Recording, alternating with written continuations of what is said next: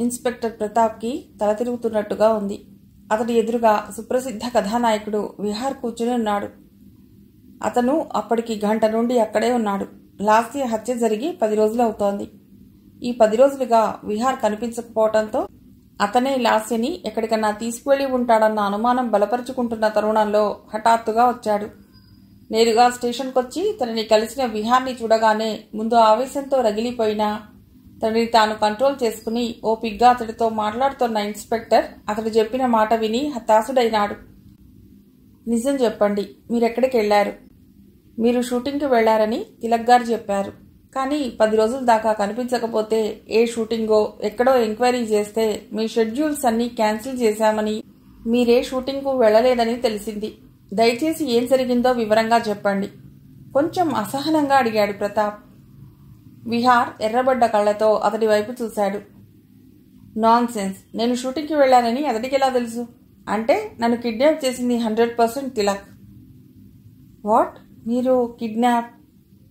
అవును, నన్నెవరో కిడ్నాప్ చేశారు. నాకు మెళకువ రాకుండా, నేనెక్కడున్నానో తెలియకుండా నన్ను ఇన్ని రోజులు నిద్రమాత్రలతో ఉంచారు.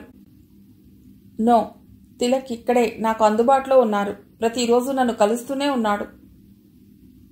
లేదు, ఇదేదో మోసం.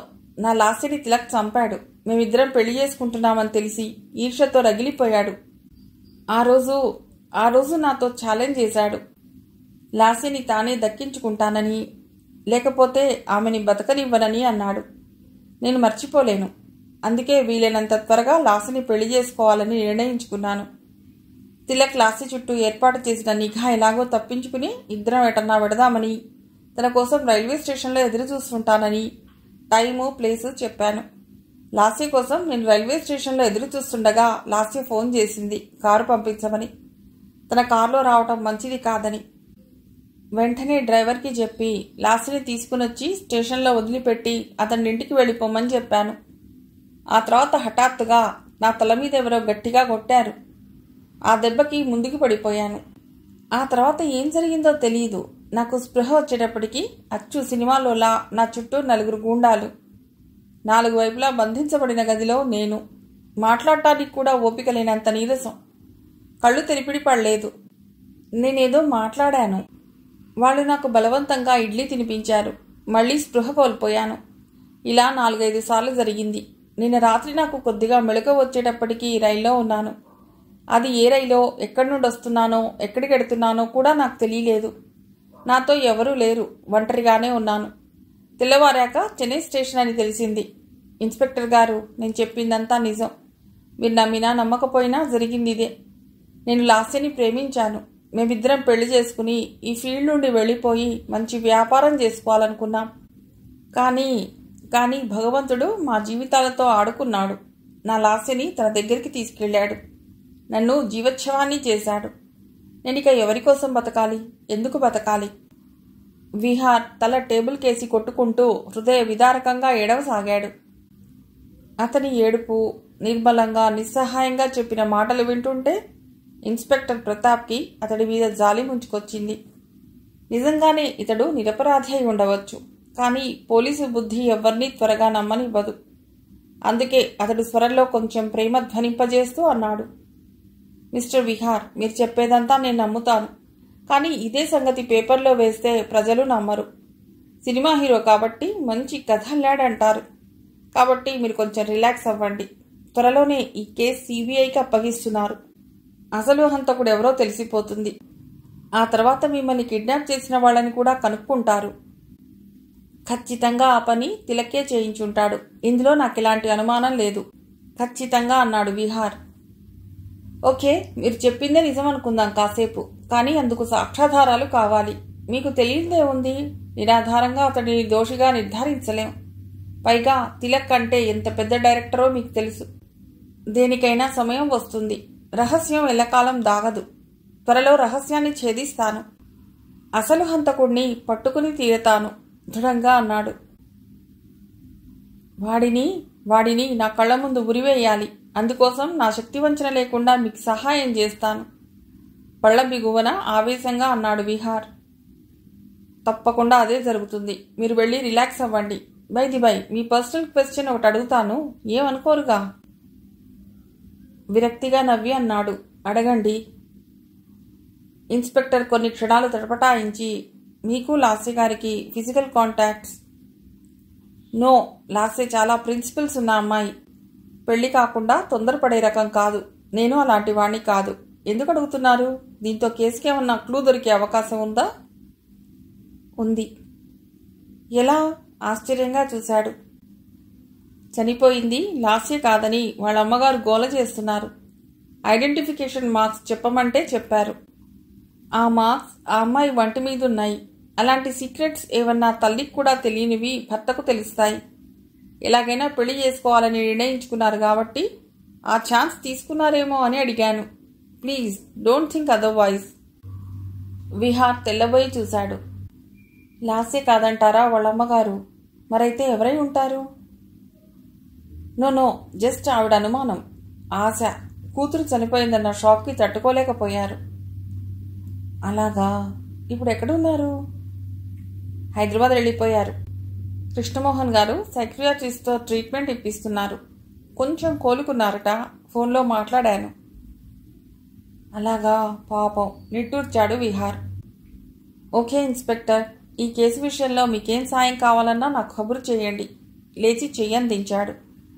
ప్రతాప్ కూడా లేచి షేక్ హ్యాండ్ ఇచ్చి థ్యాంక్ యూ అన్నాడు. బయటకు వెళ్ళిపోయాడు విహార్. అతడు వెళ్ళిన కొన్ని క్షణాలకు అతడి కారు బయలుదేరిన శబ్దం వినిపించింది. వెంటనే కానిస్టేబుల్ పిలిచి అతడి వెనకే జీప్ తీసుకుని వెళ్ళమని చెప్పాడు ప్రతాప్. ఆ తర్వాత తన టేబుల్ మీదున్న పేపర్ నైఫ్ కర్చీఫ్తో జాగ్రత్తగా పట్టుకుని లోపలికి వెళ్ళాడు. ఉదయం 5 గంటలు. విజయవాడ నుండి వచ్చిన హైటెక్స్ బస్ ఇమ్లీబన్ స్టేషన్లో ఆగింది. కుదుపుకి నిద్ర నుండి మేల్కొన్న గోపాలరావు కిటికీలోంచి బయటికి చూశాడు. ప్రయాణికులు అంతా సూట్ కేసులు బ్యాగులు పట్టుకుని తిరుగుతున్నారు. ఆయన నెమ్మదిగా సీట్లోంచి లేచాడు. 3 రోజులుగా ఏకధాటిగా చేస్తున్న ప్రయాణాలతో వాళ్ళంతా హూనం అయినట్టుగా ఉంది. కాళ్ళు చేతులు పట్టుకుపోయాయి. దిగడం చాలా కష్టం అనిపించింది. బలవంతంగా కాళ్ళు సాగదీసుకుంటూ నెమ్మదిగా దిగాడు. ఆయనకంతా అయోమయంగా అనిపించింది. హైదరాబాద్ మొదటిసారిగా వచ్చాడు. ఎంత పెద్ద స్టేషనో అనిపించింది. ఎటు నుండి ఎటు వెళ్లాలో ఆయనకు తెలియలేదు. ముందు ఎదురుగా కనిపిస్తున్న క్యాంటీన్లోకి నడిచాడు. కాఫీ కప్పు తీసుకుని ఖాళీగా ఉన్న కుర్చీలో కూర్చుని నెమ్మదిగా సిప్ చేస్తూ ఆలోచించసాగాడు. ఈ పాటికి లాస్య ఇంటికెళ్ళి ఉంటుంది. అన్నపూర్ణ మృదుల ఎలా ఉన్నారో, ఎంతగా ఏడుస్తున్నారో. లాస్య వాళ్ళని ఎలా ఓదార్చగలదు? తను చిన్నపిల్లే. పైగా ఆమె కూడా కష్టంలో ఉంది. ఇప్పుడు తను వాళ్ళింటికి వెళ్ళి ఆమె తండ్రి కృష్ణమోహన్ని కలవాలి. ఎలా? కాఫీ తాగడం పూర్తి చేసి కప్పు టేబుల్ మీద పెట్టాడు. జేబులోంచి లాస్య ఇచ్చిన లెటర్ తీశాడు. పైన అడ్రస్ రాసింది. Krishnamohan, plot number 23, Banjara hills, road number 4. Banjara hills ఎక్కడో? ఇది అంతా సినిమా వాళ్ళు, మినిస్టర్లు ఉంటారని తెలుసు తనకి. అంత పెద్ద ఏరియాలో ఎలా వెతకటం? Phone number రాసిచ్చింది. కొంచెం తెల్లవారాక బయలుదేరాలా, వెంటనే వెళ్లాలా? ఆయన కాసేపు ఆలోచించాడు. జేబులో 100 రూపాయలు మాత్రమే మిగిలాయి. లాస్య దగ్గర తీసుకోవటానికి పెద్దరికం అడ్డొచ్చింది. ఈ గుడ్డలతో వెడితే వాళ్ళు తనని ముష్టివాడిగా భావిస్తారేమో. గూర్ఖా తనని లోపలికి వెళ్ళనిస్తాడా? ముందు ఫోన్ చేయడం మంచిదేమో. ఆయన నిశ్చయించుకున్నాడు. కొంచెం తెల్లవారాక చేస్తే సరి. కుర్చీలోంచి లేచి బయటికి నడిచాడు. న్యూస్ పేపర్ స్టాల్ దగ్గర ఆగి పేపర్ కొనుక్కుని అక్కడే ఉన్న ఇనుప బెంచి మీద కూర్చున్నాడు పేపర్ చదువుకుంటూ. 3వ పేజీలో వార్త. ఉలిక్కిపడ్డాడు. ఏలూరు వెళ్లే రోడ్లో క్రాంతిపురం రైల్వే స్టేషన్లో అపరిచితుడి ఆగమనం. స్టేషన్ మాస్టర్ కుమారుడి హత్య. ఆయన చేతులు వణికాయి. వార్త వైపు కళ్ళు పరిగెత్తాయి. ఏలూరు, శుక్రవారం, మార్చి 15. కూతురు కాపురం నిలబెట్టడానికి 50,000 కట్నం డబ్బుతో అల్లుడి దగ్గరకు వెళుతున్నాను. మధ్యలో రైలు పట్టాలు తప్పింది. దిక్కుతోచటం లేదు అంటూ రాత్రి 10 గంటల వేళ క్రాంతిపురం రైల్వే స్టేషన్లో రైలు దిగి తనకి ఆశ్రయం కావాలని దీనంగా స్టేషన్ మాస్టర్ గారిని నమ్మించి వాళ్ళింట్లో ఆశ్రయం పొందిన ఓ అపరిచితుడు స్టేషన్ మాస్టర్ గారి కుమారుడిని హత్య చేసి పారిపోయాడు.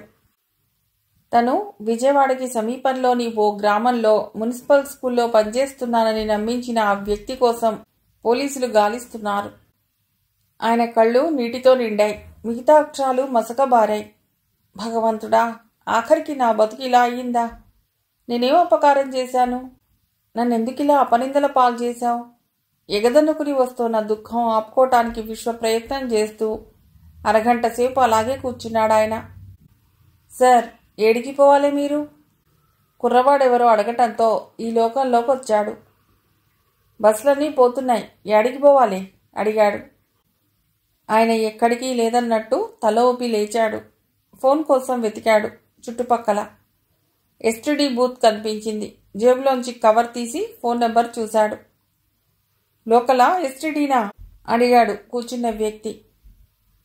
లోకలే. చేసుకోండి. ఫోన్ జరిపాడు. నంబర్ కలిపాడు. వెంటనే కలిసింది. గంభీరమైన స్వరం. కృష్ణమోహన్ హియర్ అన్నది. గోపాలరావుకి ఒక్క క్షణం సంకోచంతో చేతులు వణికాయి. గొంతు పెగల్లేదు. Hello hello.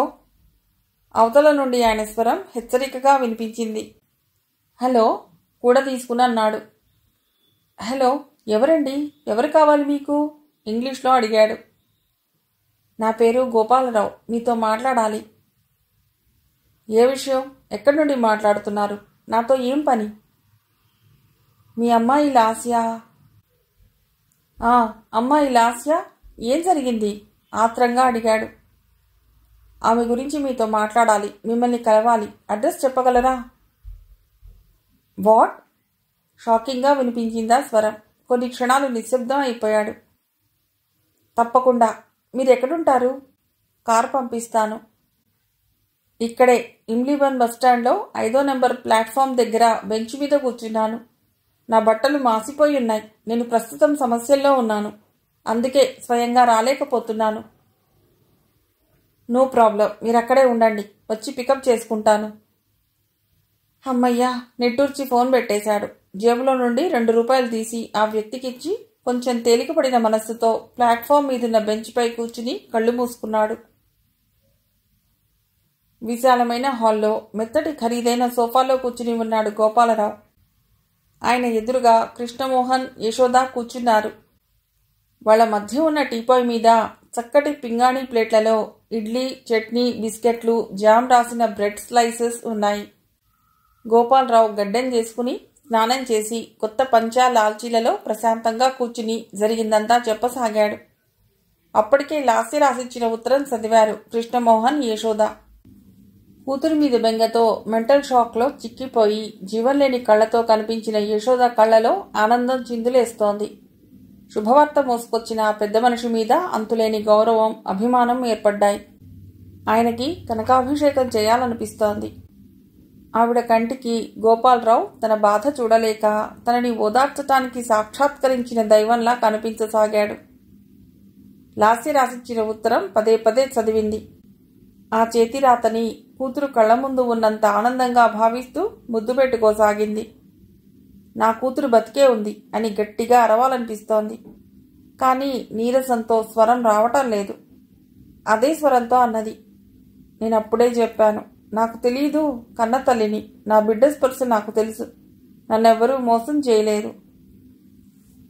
కృష్ణమోహన్ ఆవిడ భుజం మీద చెయ్యేసి ఓదార్పుగా అన్నాడు. రిలాక్స్, ప్రతి దానికి ఇలా ఎగ్జైట్ అవ్వకూడదు. నీ ఆరోగ్యం అస్సలే బాగోలేదు. అమ్మాయి బతుకుందిగా, ఇక సంతోషంగా ఉండు. ఆయన మాటలకి చాలా కాలం తర్వాత నవ్వింది సన్నగా. అవును, నేను నా ఆరోగ్యం కాపాడుకోవాలి. నా కూతురు కోసం. నా కూతురు బతికే ఉంది. చాలు, ఎక్కడున్నా సుఖంగా సంతోషంగా ఉంటే చాలు. బతికుండాలి. కొంచెం నెమ్మదిగా దృఢంగా అన్నాడు. లాస్య బతికి ఉన్నదన్న సంగతి 3వ వ్యక్తికి తెలియకూడదు. యశోద అయోమయంగా చూసింది. అదేమిటండి, ఎందుకలా? అదంతే యశోద. అసలు హంతకుడెవరు, ఎందుకు చంపాలనుకున్నాడన్న విషయం తెలిసిందాకా ఈ విషయం రహస్యంగా ఉండాలి. అయితే మీకు ముందే తెలుసు. పక్కన బాంబు పడ్డట్టుగా అదిరిపడి చూసింది. మరి నాకెందుకు చెప్పలేదు? ఎందుకిలా నన్ను మోసం చేశారు? నిన్ను మోసం చేయడం నా ఉద్దేశం కాదు యశోద. మరి కన్న తల్లిని నా దగ్గర ఈ విషయం దాచారంటే అసలు నాకేం అర్థం కావటం లేదు. ఆమె స్వరంలో ఆవేశం ధ్వనించింది. ఆవేశపడకండమ్మా. ఆయనలా చెప్పకపోవటంలో ఏదో రహస్యం ఉండే ఉంటుంది. లేకపోతే దావాలనంలాంటి ఈ నిజం గుండెల్లో భరించగల శక్తి ఎవరికి ఉంటుంది? పైగా ఆ అమ్మాయి కూడా ఇదే మాట అన్నది. తన ఉనికి మీకు తప్ప ఎవ్వరికీ తెలియకూడదు. అలాగే నేను ఇక్కడున్న సంగతి కూడా అన్నాడు గోపాలరావు. ఇంతకీ మీకెలా తెలిసింది? అడిగింది. పోస్ట్మార్టం చేసే ముందు బాడీని స్పిరిట్తో క్లీన్ చేస్తారు. అలా చేసినప్పుడు మొహం మీద చర్మం తొక్కలా వచ్చిందిట. దాంతో అసలు మనిషి మొహం బయటపడింది. అంటే ఏమిటా తొక్కలు? దాన్నే లాటెక్స్ అంటారు. అదొక మేకప్ సామాగ్రి, ఇంపోర్టెడ్ రబ్బర్. దాంతో వందనని లాసీగా తయారు చేసిందో బ్యూటీషియన్. దేనికి? లాసీని రక్షించటానికి. ఎవరి నుండి? తిలక్ నుంచి. అంటే వాడేనా నా కూతురిని చంపడానికి ప్రయత్నించిన వెధవ? ఇంకెందుకు ఆలస్యం, వాణ్ణి ఉరి తీయించండి ఆవేశంగా అంది. అంత ఈజీ కాదు యశోదా. చట్టం అంటే తమాషా కాదు. ఖచ్చితమైన సాక్ష్యాలుండాలి. కాకపోతే ఆ అమ్మాయి వంటి మీద వేలిముద్రలు తిలక్వి కావు. ఆ ఇంట్లో ఉన్న ఎవరివి కావు. యశోద భయంగా చూసింది. నాకంతా అయోమయంగా ఉంది. ఆ అమ్మాయిని తీసుకొచ్చి ఆ బిజినెస్ ఏదో అప్పచెప్పండి. పిల్ల కళ్ళ ముందు తిరుగుతుంటే మనశ్శాంతిగా ఉంటుంది. మన పిల్ల మనకి దక్కాక ఎవరెలా పోతే మనకేం అంది యశోద. పిచ్చిదానా, లాస్య మీద కన్నేసి తనని చంపాలనుకున్నవాడు తను బతికి ఉందని తెలిస్తే వదిలిపెడతాడా? మళ్లీ మరో రూపంలో వస్తాడు. రక్తం రుచి మరిగిన పులిలా వాడు ఎవరో గాని అమ్మాయి ఆస్తి కోసమో లేక తన అందం కోసమో కన్నేశాడు. అందుకే వాడెవడో తేలిందాకా అమ్మాయి ఉనికి తెలియకూడదు. మనకి తెలియకుండా మన వెనకాల ఎంతమంది శత్రువులున్నారో ఎలా తెలుస్తుంది? నాకెందుకో భయంగా ఉందండి ఇదంతా వింటూ ఉంటే.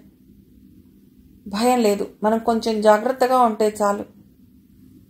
ఏది ఏమైనా ఇప్పటికైనా నాకు నిజం తెలిసింది. మీరు చేసిన ఉపకారం మర్చిపోలేం బాబుగారు అన్నది. నేను కాదమ్మా, ఉపకారం పొందబోయేది నేను. మీ ద్వారా నాకు ఇప్పుడు ఉపకారం జరగాలి. చెప్పండి, మీకేం కావాలన్నా చేస్తాను. కష్టంలో ఉన్న నా కూతుర్ని ఆదుకుని ఆశ్రయం కల్పించారు.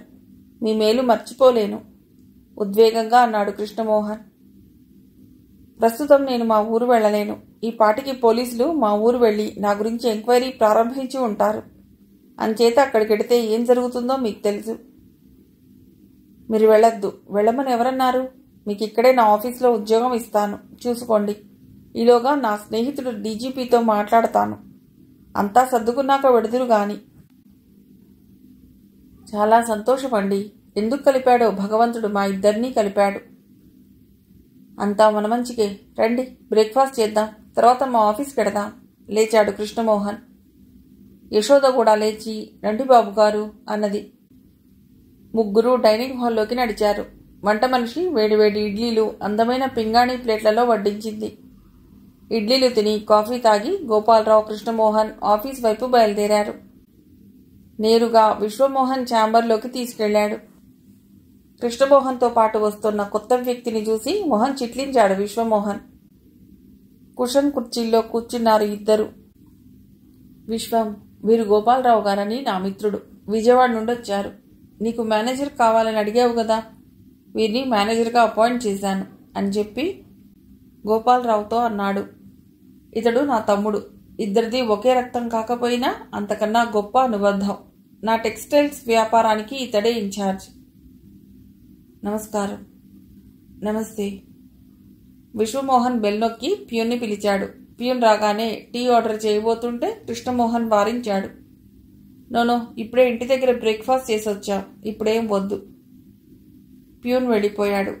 విశ్వమోహన్ లోపల చాలా ఆశ్చర్యపోయాడు. ఏంటి ఇంతలో ఇంత మార్పు? ఈయనెవరో ఇంతకాలంగా తానెప్పుడూ ఎరుగడు. విజయవాడ నుండి ఎప్పుడొచ్చాడు? నేరుగా కృష్ణమోహన్ ఇంటికి వెళ్ళటం ఏమిటి? ఈయన చూస్తే పల్లెటూరి వాళ్లా ఉన్నాడు. బతకలేని బడిపంతుల్లా ఉన్నాడు. కోట్లకు పడగలెత్తిన కృష్ణమోహన్కి ఈయనెలా పరిచయం? పైగా ఈ బిజినెస్కి ఈ వయస్సులో ఈయన్ని మేనేజర్ చేయడం ఏమిటి? అన్నిటికన్నా అతన్ని ఆశ్చర్యపరిచిన విషయం మరొకటి. అది కృష్ణమోహన్ మొహంలో చాలా రోజుల తర్వాత వెలుగు కనిపిస్తోంది. లాస్య చనిపోయిన దగ్గర నుండి సర్వం పోగొట్టుకున్నవాడిలా మారిపోయిన కృష్ణమోహన్లో ఇవాళ సంతోషం వెల్లివిరుస్తోంది. ఈ పెద్ద మనిషి ఇతడికి ఇంత సన్నిహితుడా? ఏ విధంగా? లాస్య మరణాన్ని కూడా మరిపించగల ఈ స్నేహితుడు ఎప్పటివాడు? ఎలా సాగుతోంది? లాస్య మరణంతో టెక్స్టైల్ వ్యాపారానికి తను అధికారి కాబోతున్నాడని ఆనందిస్తున్నాడు ఈ వారం రోజుల నుండి. సడన్గా ఎన్ని మేనేజర్గా తీసుకురావడంలో ఇతడి ఉద్దేశం ఏమిటి? తన మీద కృష్ణమోహన్కి పూర్తి నమ్మకం లేదా? ఏకైక కుమార్తె చిన్న వయసులో హఠాత్తుగా మరణిస్తే కలగవలసినంత బాధ కృష్ణమోహన్లో కనిపించటం లేదు. ఇంత త్వరగా కోలుకోగలిగాడు. తిరిగి వ్యాపారంలో పడ్డాడంటే ఇతను ఎంత మెటీరియలిస్ట్ అయి ఉండాలి. అతను అలా ఆలోచిస్తుండగానే కృష్ణమోహన్ అన్నాడు, విశ్వం, వీరికి మన వ్యాపారం గురించి వివరించు. మనకున్న బ్రాంచీలు, ఇతర లావాదేవీలు చెప్పు. ఇంపార్టెంట్ కస్టమర్లను పరిచయం చేయి. ఆ పక్కనున్న ఛాంబర్ ఖాళీగా ఉంది కదా, అది వీరికి అలాట్ చేసి మంచి కుర్చీలు అవి వేయించు. ఇవాళే అపాయింట్మెంట్ ఆర్డర్ ఇష్యూ చేయి. మరి నేను వస్తాను. గోపాలరావు గారు, వస్తాను. మొహమాట పడకండి. విశ్వమోహన్ మీకన్నీ చెప్తాడు. ఏదన్నా అవసరమైతే నా సెల్కి ఫోన్ చేయండి. వస్తాను విశ్వం.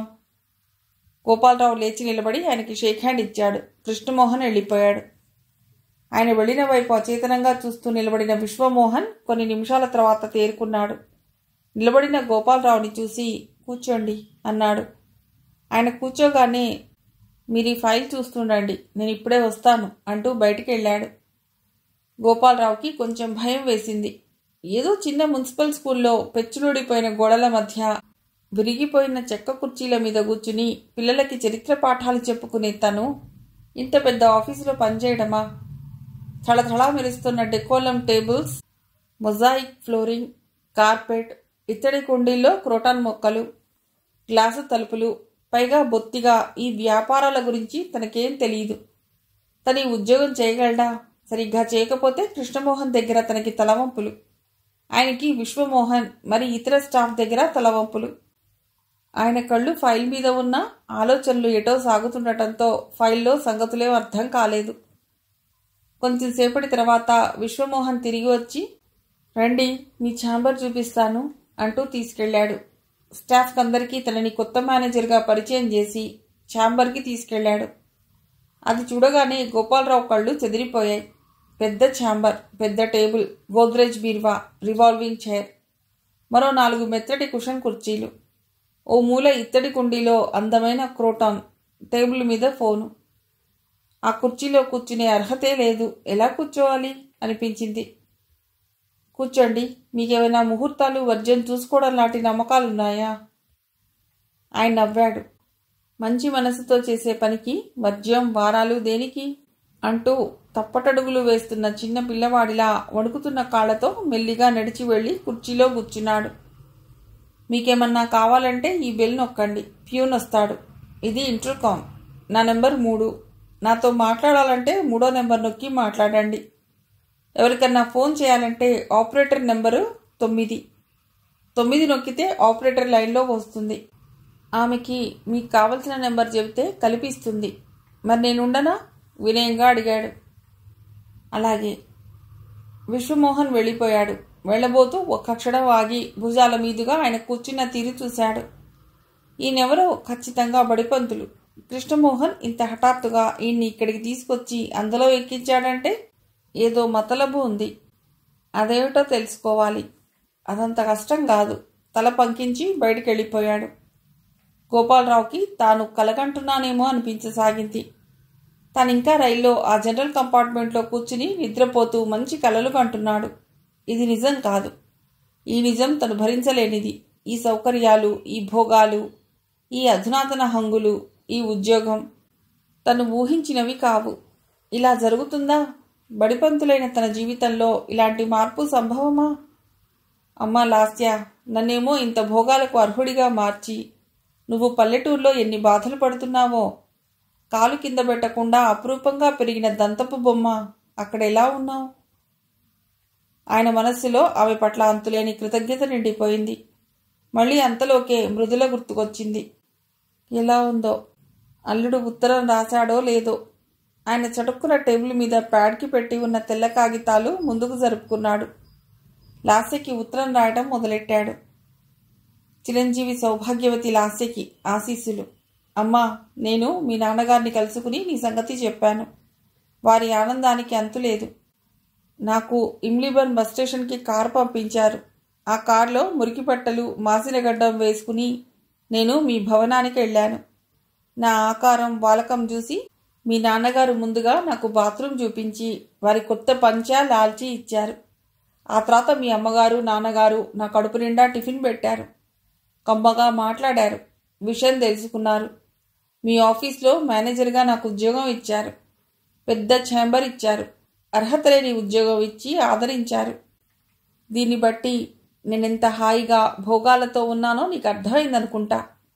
కానీ నా మనస్సంతా నీ గురించి, నా బంగారు తల్లి మృదుల గురించిన ఆలోచనలతో నిండిపోయింది. నోట్లో బంగారు స్పూన్ పెట్టుకుని పుట్టిన నువ్వు అక్కడ ఆ పల్లెటూళ్ళలో ఎన్ని ఇబ్బందులు పడుతున్నావో అని బాధగా ఉంది. మన సమస్య త్వరగా సెటిల్ అయితే నువ్వు సుఖపడతావు. నాకు నా కూతురి జీవితం బాగుపడి మనశ్శాంతి కలుగుతుంది. నా గురించి విని వాళ్ళిద్దరూ ఎంత బాధపడ్డారో ఊహించగలను. నువ్వే వాళ్ళకి ధైర్యం చెప్పాలి. దీనితో మరో ఉత్తరం జత చేస్తున్నాను. మృదులకివ్వు.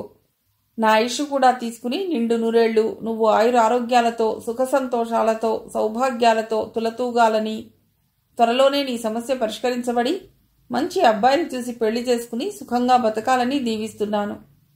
ఇట్లు గోపాలరావు. ఉత్తరం రాయడం పూర్తి చేసి మడతపెట్టాడు. మరో ఉత్తరం మృదులకు రాశాడు. 2 ఉత్తరాలు కవర్లో పెట్టాలి. ఎలా? ఆయన టేబుల్ సరుగులు ఆగాడు. ప్లాస్టిక్ డబ్బాలో ఎన్వెలప్స్ ఉన్నాయి. ఒకటి తీసుకుని అందులో 2 ఉత్తరాలు పెట్టి అడ్రస్ రాశాడు. కృష్ణమోహన్ తన ఛాంబర్కి వెడుతూనే తలుపులు లోపల నుంచి గడియబెట్టి చెన్నై పోలీస్ స్టేషన్కి ఫోన్ చేశాడు. అవతల నుండి ప్రతాప్ స్వరం వినిపించగానే, లాస్య క్షేమంగా ఉంది ప్రతాప్. కేసు ఎంతవరకు వచ్చింది? హంతకుడి ఆచూకీ ఏమన్నా తెలిసిందా అని అడిగాడు. లాస్య ఎక్కడుంది? ఆత్రంగా అడిగాడు ప్రతాప్. నా స్నేహితుడి దగ్గర. నేరుగా అక్కడికే వెళ్ళింది. తిలక్ ఎక్కడున్నాడు? టచ్లో ఉన్నాడా? విహార్ సంగతి ఏమైంది? షూటింగ్ నుండి వచ్చాడా? విహార్ని ఎవరో కిడ్నాప్ చేసి 4 రోజుల తర్వాత చెన్నై రైలెక్కించి పంపించారు. నా దగ్గరకు వచ్చాడు. చాలా కుంగిపోయాడు.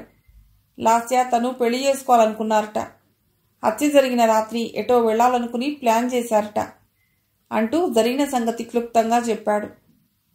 కృష్ణమోహన్ దవడ ఎముకలు ఆవేశంగా కదిలాయి. How dare! నా కూతుర్ని ఆఫ్టర్ ఆల్ ఒక సినిమా హీరో పెళ్లి చేసుకోవాలనుకుంటున్నాడా? ఆ రాస్కల్ని వెంటనే అరెస్ట్ చేయండి. ప్రతాప్ నవ్వాడు. సార్, వీళ్ళని అంత ఈజీగా అరెస్ట్ చేయగలిగితే నా టార్గెట్ ముందు తిలక్. అతడిని అరెస్ట్ చేసేవాణ్ణి. Non sense! వీళ్ళేం దిగివచ్చారా? ఇమ్మీడియట్గా అరెస్ట్ చేయండి. ఎంతకాలం నా కూతుర్ని ఇలా అజ్ఞాతవాసం చేయిస్తాను? మీ డీజీపీతో మాట్లాడించండి. మీరలా ఆవేశపడకండి సార్. కేసు త్వరలో సిబిఐకి అప్పగిస్తున్నారు. కాకపోతే చనిపోయింది లాస్య గారు కాదని తెలిసాక కొంచెం నత్తనడక నడుస్తోంది. ఆ అమ్మాయి మాత్రం మనిషి కాదా? అన్నట్టు ఆ అమ్మాయి ఫ్యామిలీ మెంబర్స్ ఎక్కడున్నారో వాకప్ చేయండి. వాళ్ళకి ఏదన్నా ఆర్థిక సహాయం చేద్దాం. అవును సార్, చెయ్యాలి. నేను ఆ బ్యూటీషియన్ని కాంటాక్ట్ చేస్తాను. మీకు మళ్ళీ సాయంత్రం ఫోన్ చేస్తాను. Okay. Krishnamohan Vijayawada commissioner number తిప్పాడు. అదృష్టవశాత్తు కమిషనర్ గారు దొరికారు. కృష్ణమోహన్ స్వరం వినగానే ఆయన చాలా ఆప్యాయంగా మాట్లాడాడు. ఏమిటి విశేషాలు? మీరు చాలా కాలానికి ఫోన్ చేశారు. మీకు క్రాంతిపురం గురించి తెలుసనుకుంటాను. క్రాంతిపురమా? ఓ క్షణం ఆలోచించి అన్నాడు ఆయన. ఈ మధ్యే పెద్ద సంచలనాత్మకమైన మర్డర్ జరిగింది. అవును, ఆ విక్టిమ్ అంటే హత్యానేరం మోపబడిన వ్యక్తి నా దగ్గరకు వచ్చారు. ఎవరైనా? ఆయనకి గోపాలరావు గురించి క్లుప్తంగా చెప్పి క్రాంతిపురంలో జరిగిన ఇన్సిడెంట్ చెప్పాడు. ఈ కేసుకి మీకు ఏంటి సంబంధం? కుతూహలంగా అడిగాడు ఆయన. ఒక్క క్షణం నిజం చెప్పాలనుకున్న కృష్ణమోహన్ ఆగిపోయి అన్నాడు. గోపాలరావు నాకు బాగా కావలసిన వ్యక్తి. చాలా మంచివాడు. పైగా వయస్సులో పెద్దవాడు. ఆయనకి ఈ అపనింద పెద్ద దెబ్బ అయింది. తట్టుకోలేకపోతున్నాడు. ఆయన ఆరోగ్యం మీద, ఆయన ఆయుష్ మీద ఇది దెబ్బ కాకూడదు కదా. అందుకే వీలైనంత త్వరగా మిస్టరీ ఛేదించి అసలు హంతకుణ్ణి పట్టుకోవాలి. అక్కడ అసలేం జరిగిందో, ఈయన డబ్బు ఏమైందో, ఎవరు ఎందుకు స్టేషన్ మాస్టర్ గారి అబ్బాయిని హత్య చేశారో తెలుసుకోవాలి. అంతా విన్న కమిషనర్ మండిపడుతూ అన్నాడు. నాన్సెన్స్, ఇదంతా నక్సలైట్ల పని అయి ఉంటుంది. ఎక్కడ పడితే అక్కడ విజృంభిస్తున్నారు. పోలీసులంటే బఫూన్లా కనిపిస్తున్నారు ఈ వెధవలకి. నేను ఇప్పుడే ఆ ఇన్స్పెక్టర్తో మాట్లాడతాను. నో, నేనే పర్సనల్గా పెడతాను. Thank you very much. మళ్ళీ నేను మిమ్మల్ని కాంటాక్ట్ చేస్తాను అని ఫోన్ పెట్టేశాడు కృష్ణమోహన్. మిగిలిన కథ తర్వాతి భాగంలో.